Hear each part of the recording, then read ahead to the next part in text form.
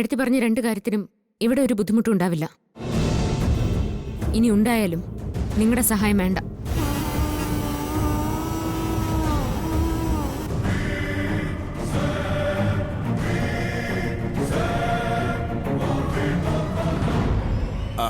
അനൂപിനെ കണ്ട വിഷമത്തിൽ അവള് പറഞ്ഞതാവും. അവന്തിക്ക് അത് കാര്യമായിട്ട് എടുക്കണ്ട. ആതിരെ കണ്ടിരുന്നു? ഞാൻ വരുന്ന വഴിക്ക് കയറി കണ്ടു. ആതിര നല്ല വിഷമത്തിലാ. സഹോദരൻ ഇങ്ങനെ ഒരു അപകടം പറ്റിയത് ഓർക്കുമ്പോ വിഷമമുണ്ടാവുമല്ലോ.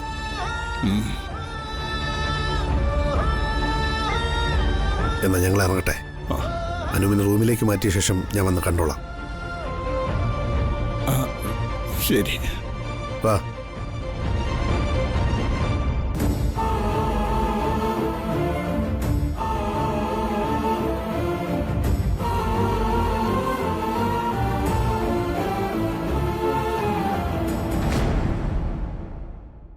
അതെ, നിന്നോടാരാ അതിന്റെ ഇടയിൽ കയറി പൈസയുടെ കാര്യം പറയാൻ പറഞ്ഞത്? അതിന് ഞാനെന്തു പറഞ്ഞു? പണത്തിന് ആവശ്യം വന്നാ പറയാനല്ലേ പറഞ്ഞുള്ളൂ. ഇതിപ്പോ ഒരു സഹായം ചെയ്യാൻ പറ്റാണ്ടായോ? നീ അവരെ സഹായിക്കണ്ട. നിന്റെ കയ്യിലുള്ളതിനേക്കാൾ പണം സച്ചിയുടെ സന്ദീപിന്റെ കയ്യിലുണ്ട്. അവര് നോക്കിക്കോളും കാര്യങ്ങളെല്ലാം. നാവി നെല്ലില്ല എന്നുള്ളതിന്റെ ഉത്തമ ഉദാഹരണമാണ് നീ. അതുകൊണ്ടാ വീട്ടിൽ വെച്ച് തന്നെ ഞാൻ ഇങ്ങോട്ട് വരണ്ടെന്ന് പറഞ്ഞു. അവളുടെ ഒരു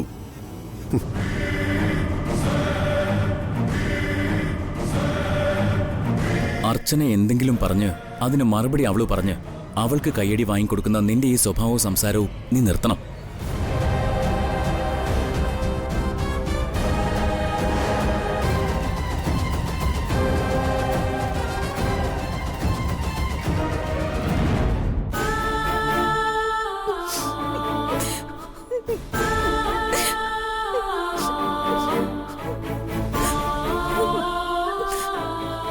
എടോ, താൻ അനൂപേട്ട കാര്യോർത്ത് ഇനിയും വിഷമിച്ച തനിക്ക് തീരെ വയ്യാതാവും. ആതിരെ, എന്ത് വന്നാലും മനസ്സ് വിഷമിപ്പിക്കരുതെന്ന് ഡോക്ടർ പറഞ്ഞല്ലേ. ഞാൻ അനൂപേട്ടനോട് പറഞ്ഞതാ എന്റെ കാറെടുത്ത് പോവാൻ. അതെങ്ങനെയാ ഇങ്ങനെയൊക്കെ ഉണ്ടാവണമെന്നല്ലേ വിധി.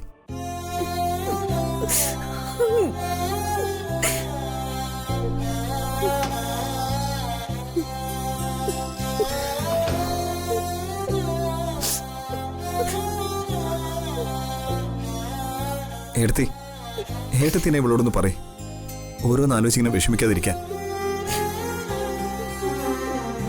മോളെ, എന്താ? അനൂപേട്ടന്റെ കാര്യം ഓർത്ത് ആതിര വിഷമിക്കണ്ട. സർജറി ഒക്കെ കഴിഞ്ഞു.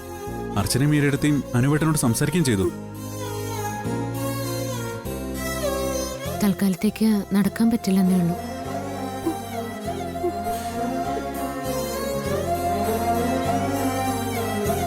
കുറച്ച് സമയം കൂടി കഴിഞ്ഞാൽ റൂമിലേക്ക് മാറ്റും.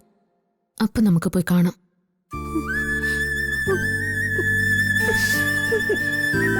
അർച്ചന, താൻ ഇവിടെ ഇരിക്കേ. ഞാനൊന്ന് ഓഫീസിൽ പോയിട്ട് വരാം. തിരികെ വരുമ്പോ ഞാൻ ഇതിലേ വരാം. എന്നിട്ട് തന്നെ കൂട്ടി പോ. പോട്ടെ ആതിരെ, ഞാൻ ഇറങ്ങുന്നേ. ശരി ഏട്ടാ. സച്ചേട്ടാ,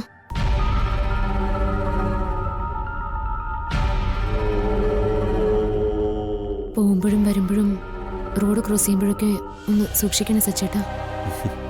അതെന്താ താൻ അങ്ങനെ പറഞ്ഞു? അങ്ങനെ തോന്നി.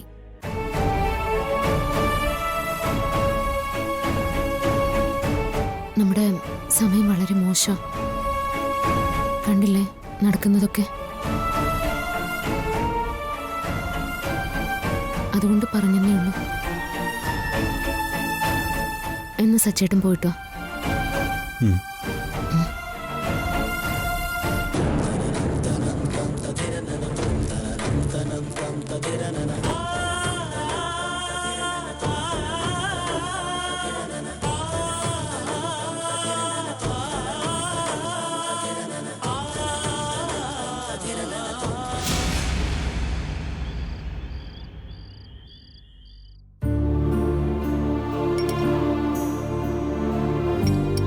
ബാക്കി എല്ലാവരും കഴിച്ചോ മോളെ?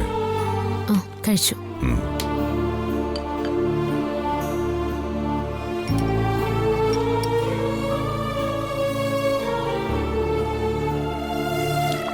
ഹോസ്പിറ്റലിൽ നിന്ന് ആരെങ്കിലും വിളിച്ചോ? വിളിച്ചിരുന്നു. കുഴപ്പമൊന്നുമില്ലെന്നാ പറഞ്ഞത്.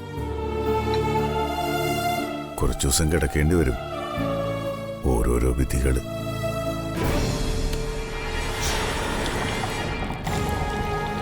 ആ സച്ചി, എന്താച്ചാ? ഹോസ്പിറ്റലിലേക്ക് എന്നും പോകണം. അവിടെ എന്താണ് ആവശ്യമെന്ന് വെച്ചാൽ അതൊക്കെ ചെയ്തു കൊടുക്കുകയും വേണം. ആ ശരി അച്ഛാ. അച്ഛാ, എനിക്ക് ഒരു കാര്യം പറയാനുണ്ടായിരുന്നു. എന്താ മോളെ? ധനുഷിന്റെയും സ്നേഹയുടെയും വിവാഹം ഈ സാഹചര്യത്തിൽ നടത്തണോ? അനൂപേട്ടന്റെ കാര്യം നോക്കണമെന്നില്ല. സന്ദീപിന് പങ്കെടുക്കാൻ പറ്റാത്ത അവസ്ഥയായതുകൊണ്ട് ഇതൊക്കെ ഒന്ന് കഴിഞ്ഞിട്ട് പോരെ വിവാഹം? അത് നീ പറയാതെ തന്നെ എനിക്കും അറിയാവുന്ന കാര്യമല്ലേ മോളെ. പിന്നെ ഞാനതിൽ തീരുമാനം എടുക്കാത്തത് മറ്റൊന്നും കൊണ്ടല്ല. എല്ലാവരും കാത്തിരുന്ന ഒരു വിവാഹമായത്, പ്രത്യേകിച്ച് സ്നേഹയും ധനുഷും. നിനക്കറിയാലോ, പല പ്രതിസന്ധി ഘട്ടങ്ങൾ കഴിഞ്ഞ ഇതിപ്പോ എല്ലാം ശരിയായി വന്നത്. ഓരോ ദിവസവും സ്വപ്നം കണ്ട് ജീവിക്കുന്നവരോട് നമ്മളിപ്പോ ഇത് പറഞ്ഞാൽ ആ അർത്ഥത്തിലാവില്ല അവരതിനെ എടുക്കുന്നത്. അതിനൊക്കെ പുറമെ നമ്മൾ ഈ പറയുന്ന കാര്യങ്ങൾ ധനുഷിന്റെ വീട്ടുകാർക്ക് നിസ്സാരമായി തോന്നുകയുള്ളൂ. ഞാൻ ഇങ്ങനെയൊക്കെ പറയാൻ കാരണം, ധനുഷിന്റെ സഹോദരിയുടെ ഭർത്താവ് ജോലി സ്ഥലത്തൊന്ന് വീണായിരുന്നു. പൊട്ടലുണ്ടെന്ന് അറിയാൻ കഴിഞ്ഞത് ധനുഷിന്റെ അച്ഛൻ എന്നോട് സംസാരിച്ചപ്പോൾ പറഞ്ഞതാ. ഞാൻ വേണമെങ്കിൽ വിവാഹം നീട്ടിവെക്കാമെന്ന് പറഞ്ഞപ്പോൾ അദ്ദേഹം സമ്മതിച്ചില്ല. അതിന് അദ്ദേഹം പറഞ്ഞ മറുപടി, ഒരു മംഗളകർമ്മം തീരുമാനിച്ചു കഴിഞ്ഞാൽ മരണത്തിൽ കുറഞ്ഞ ഒന്നിനും അത് തടസ്സപ്പെടുത്താനുള്ള ശേഷിയില്ലെന്നാ.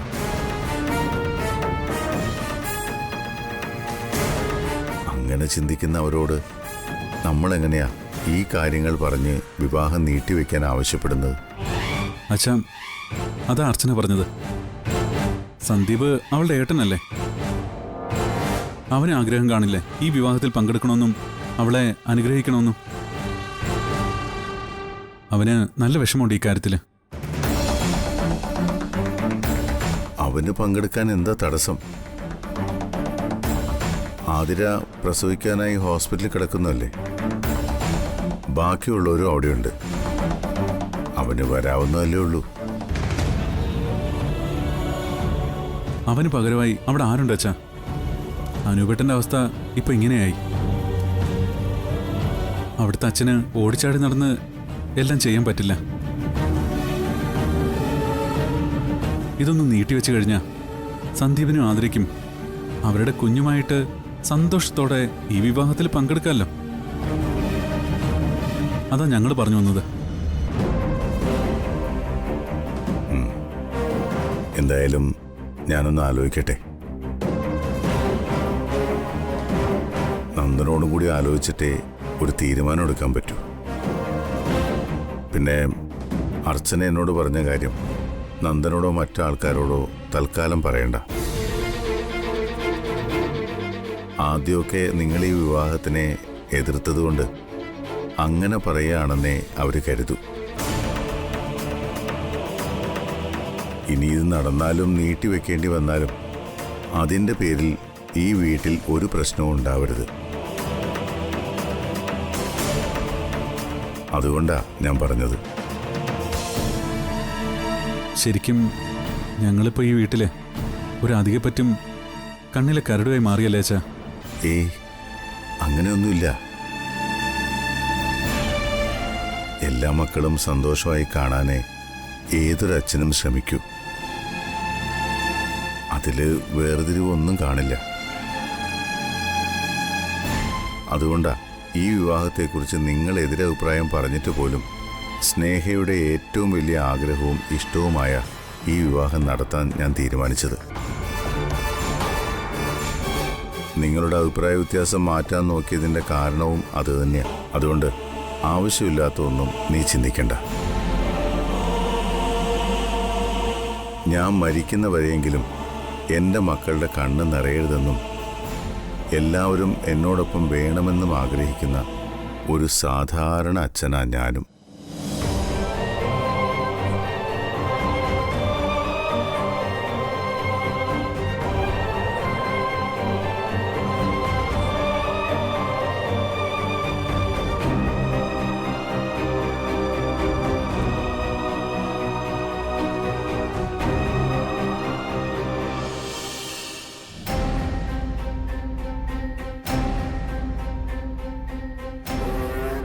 ഇനിയൊന്നിനും സമയമില്ലല്ലോ.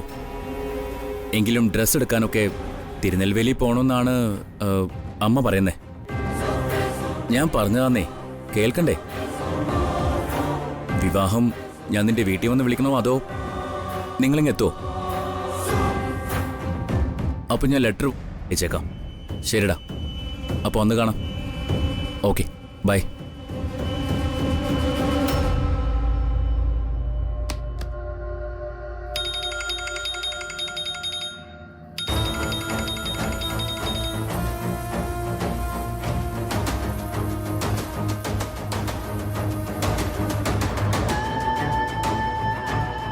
ഇതെന്താ ഈ അസമയത്തൊരു വിളി?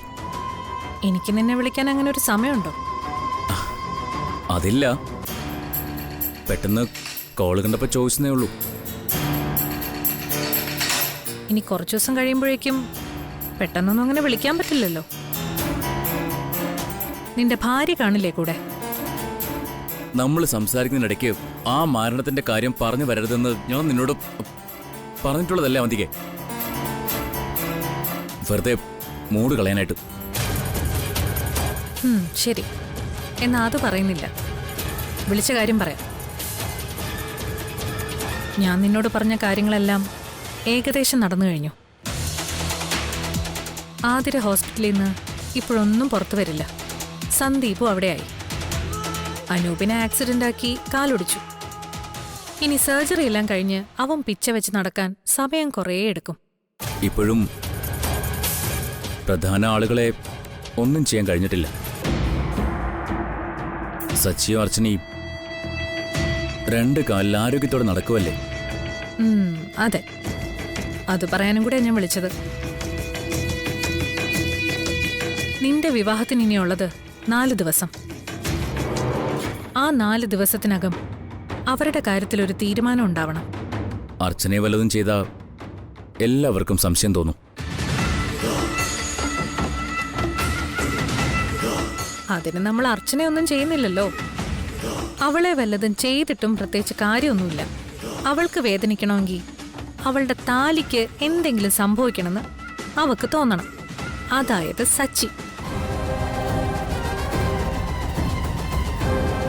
സച്ചിക്ക് എന്തേലും സംഭവിച്ചാലേ അർച്ചനയ്ക്ക് ഇളക്കം തട്ടു.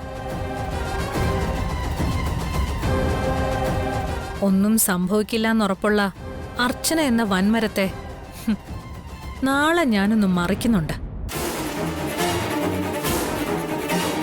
നാളെ നീ നോക്കിക്കോ എന്താ സംഭവിക്കാൻ പോകുന്നേന്ന്.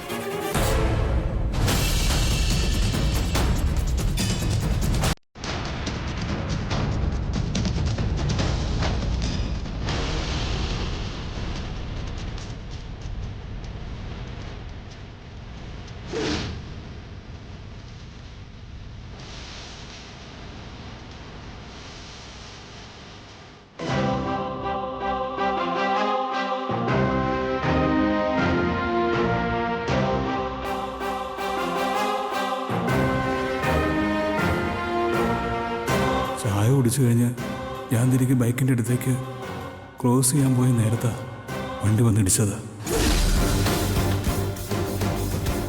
അതേ വണ്ടി തന്നെയാ ഞാൻ വ്യക്തമായി കണ്ടത്. പോയ വണ്ടി അപ്പൊ തന്നെ തിരികെ വന്നതുകൊണ്ടാ എനിക്ക് സംശയമുണ്ടെന്ന് ഞാൻ പറഞ്ഞത്.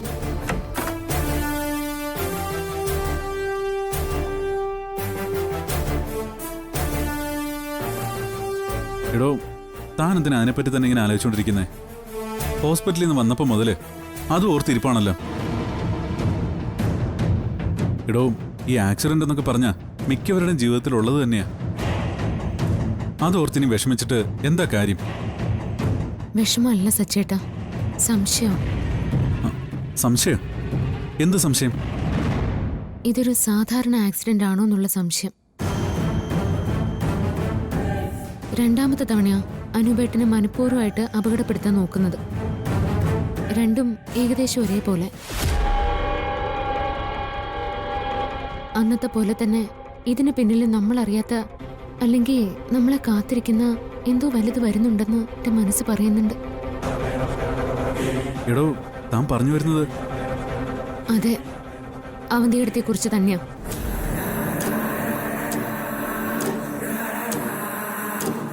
അവന്തിയെടുത്ത് ഇന്ന് ഹോസ്പിറ്റലിൽ വന്നപ്പോ മുഖഭാവം ഞാൻ ശ്രദ്ധിച്ചതാ. അതുപോലെ തന്നെ ധനുഷിന്റെയും. ഇരുവരുടെ മുഖത്ത് വിജയിച്ച ഭാവമായിരുന്നു.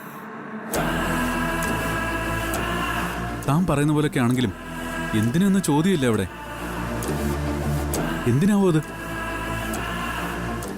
മാലയുടെ കാര്യത്തിൽ വെറുതെ ഭയപ്പെടുത്താനാണെങ്കിലും നടക്കുന്നെങ്കിൽ നടക്കട്ടെ എന്ന് കരുതി ഞാൻ 2 ദിവസം സമയം ധനുഷിന് കൊടുത്തില്ലേ? ആ 2 ദിവസം കൊണ്ടാ ഇതൊക്കെ നടന്നത്. അതിന്റെ അർത്ഥം അജയന്റെ കേസിൽ നിന്നും നമ്മുടെയൊക്കെ ശ്രദ്ധ മാറ്റുക എന്നുള്ളതാ. അവർക്കറിയാം അനൂപേടിനെ നോവിച്ചാ ഞാൻ മറ്റെല്ലാം താൽക്കാലികമായിട്ടെങ്കിലും മറക്കുമെന്നും അതോടെ ധനുഷിന് ഇവിടെ തന്നെ കഴിയാമെന്നും. എന്റെ ഊഹം ശരിയാണെങ്കിൽ ആതിരയ്ക്ക് ഹോസ്പിറ്റലിൽ വെച്ച് ബ്ലീഡിംഗ് ഉണ്ടായത് വെറുതെ അല്ല. അതിനു പിന്നിലും മറ്റെന്തോ ഉണ്ട്. ഇതിവിടെ തീരുന്ന ഒന്നല്ല സച്ചേട്ടാ. ഇത് വിധിയെന്നോർത്ത് നമ്മൾ സമാധാനിച്ചിരിക്കുന്ന സമയത്ത് അടുത്ത അപകടം ഉണ്ടാവും. അത് ഞാനോ സച്ചേട്ടനോ അല്ലെങ്കിൽ നമ്മുടെ കൂടെ ഉള്ളവരാരെങ്കിലും ആയിരിക്കും.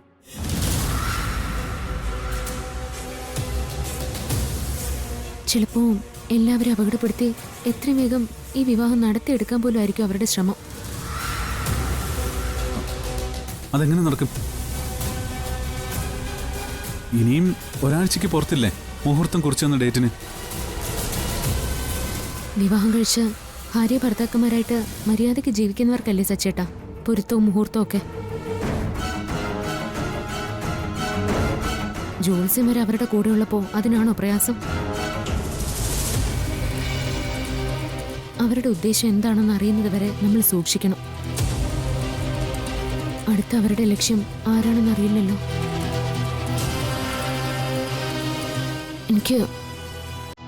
എനിക്കെന്തോ പേടി തോന്നി തുടങ്ങി സച്ചേട്ടാ.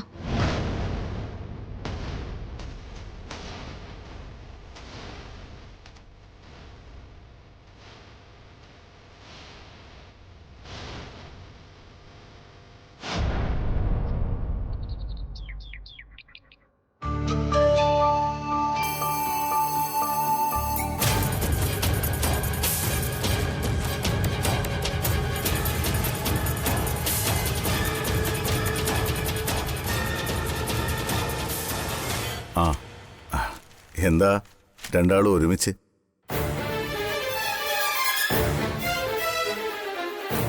എന്നോടെന്തോ പറയാനുണ്ടെന്ന് മനസ്സിലായി. എന്താന്ന് വെച്ചാ പറഞ്ഞോളൂ. അത് വേറൊന്നുമല്ല. ധനുഷ് ഒരു കാര്യം പറഞ്ഞു.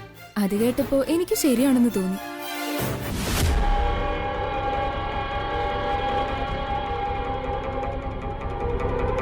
അത് കേട്ടിട്ട് ഉചിതമായൊരു തീരുമാനം നിങ്ങളെല്ലാരും കൂടി എടുക്കണം.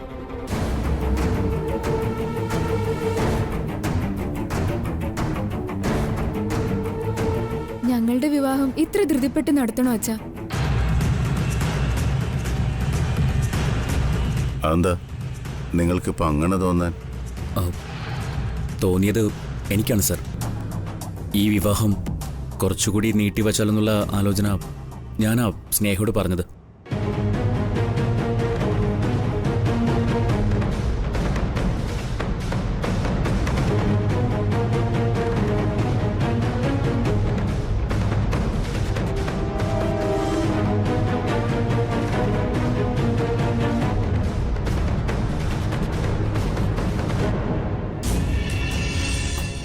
ഈ കുടുംബവുമായിട്ട് അടുത്ത ബന്ധമുള്ള ആൾക്കാരാ അർച്ചന മാഡത്തിന്റെ വീട്ടുകാർ. എന്ന് പറഞ്ഞാൽ ഈ കുടുംബത്തിലുള്ളവർ തന്നെ. അവരെല്ലാം ഇപ്പോ ഹോസ്പിറ്റലാണല്ലോ. ആതിരയെ അഡ്മിറ്റ് ചെയ്തിരിക്കുന്നതുകൊണ്ട് സന്ദീപിനും ആതിരയ്ക്കും വരാൻ കഴിയില്ല. അനൂപ് ആക്സിഡന്റ് ആയ കാരണം അവിടുന്ന് ആരും വരുമെന്ന് തോന്നുന്നില്ല. അവരൊന്നും ഇല്ലാതെ ഈ വിവാഹം നടക്കാന്നൊക്കെ പറഞ്ഞാൽ എൻ്റെ വീട്ടുകാരെ ഞാൻ പറഞ്ഞ് മനസ്സിലാക്കിക്കോളാം. ഇപ്പോൾ ഞാൻ പറഞ്ഞതിൽ ഒരു തീരുമാനം എല്ലാവരും ചേർന്ന് എടുക്കണം.